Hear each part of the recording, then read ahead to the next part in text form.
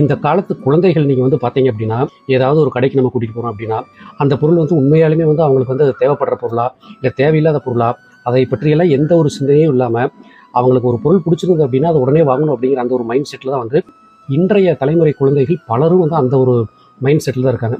நம்ம பார்க்குற பல பெற்றோர்கள் செய்கிற தப்பு என்ன அப்படின்னா, அவங்க கேட்குற பொருள் வந்து அவங்க வயசுக்கு தேவையா, அந்த டைமில் அந்த பொருள் அவங்களுக்கு தேவையா, இதை பற்றிலாம் பெருசாக யோசிக்காமல் நம்ம என்ன செஞ்சிடறோம், நம்ம குழந்தை வந்து பிடிவாதம் பிடிக்கிறாங்க, குழந்தை வந்து நம்ம வாங்கி தரல அப்படின்னா வந்து ஏக்கமாக போயிடும் அப்படிங்கிற ஒரு எண்ணத்தில் பெரும்பாலான பெற்றோர்கள் செய்கிற தவறு என்ன அப்படின்னா, அவங்க கேட்ட எந்த பொருளாக இருந்தாலும் சரி வாங்கி கொடுத்து அவங்களுக்கு வந்து வாழ்க்கையில் வந்து அவங்க கற்றுக் கொடுக்க வேண்டிய ஒரு முக்கியமான கல்வியே வந்து அவங்க வந்து மிஸ் பண்ணிடுறாங்க. குழந்தைகளை பொறுத்த வரைக்கும் வந்து அவங்களோட உலகமே வந்து வேறு.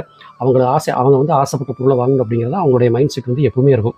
ஆனால் குழந்தைகளை வந்து எப்படி வளர்க்கணும் அப்படிங்கிற அந்த ஒரு புரிதல் வந்து நமக்கு தான் இருக்கணும், பெற்றோர்களாகி நமக்கு தான் இருக்கணும். ஒரு குழந்தை வந்து இப்போ நீங்கள் கேட்குறது எல்லாமே இந்த வயசில் வந்து வாங்கி கொடுத்துட்டோம் அப்படின்னா, அந்த குழந்தைக்கு நீங்கள் வந்து வளர வளர என்ன கேட்டாலும் வந்து நீங்கள் வாங்கி கொடுத்துட்டே இருக்கணும். நீங்கள் வந்து ஒரு கட்டத்தில் வந்து உங்களால் முடியாமல் உங்களுக்கு வந்து பணப்பற்றாக்குறை ஏற்பட்டு நீங்கள் உங்களுடைய வசதி வாய்ப்பு குறைந்த பிறகு அந்த குழந்தை ஒரு பொருள் மேலே ஆசைப்பட்டு அதை நீங்கள் வாங்கி கொடுக்க முடியாத போகிற சூழ்நிலையில் நிச்சயமாக வந்து அந்த குழந்தையினால் அந்த ஒரு ஏமாற்றத்தை வந்து நிச்சயமாக தாங்கிக்கவே முடியாது.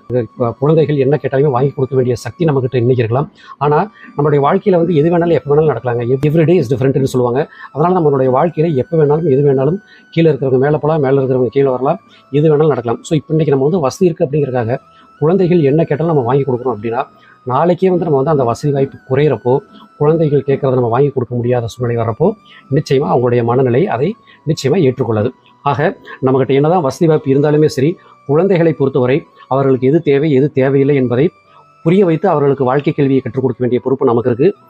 குழந்தைகளுக்கு எப்பேற்பட்ட சிரமமான கடினமான சூழ்நிலையிலும் எப்படி வாழ்வது என்பது கற்றுக் கொடுக்க வேண்டிய பொறுப்பு தான் நமக்கு இருக்கிறதே தவிர, ஆடம்பரமான வாழ்க்கையை நாம் இன்றைக்கு கற்றுக் கொடுத்து விட்டோம் என்றால் பிறகு அவர்கள் சந்திக்கும் பெரும்பாலான பிரச்சனைகளுக்கு பெற்றோர்களாகிய நாமே காரணமாகி விடுவோம். குழந்தைகளுக்கு வாழ்தல் என்றால் என்ன, எப்படி வாழ்வது என்பதை மட்டும் கற்றுக் கொடுப்போம், ஆடம்பரத்தை அல்ல.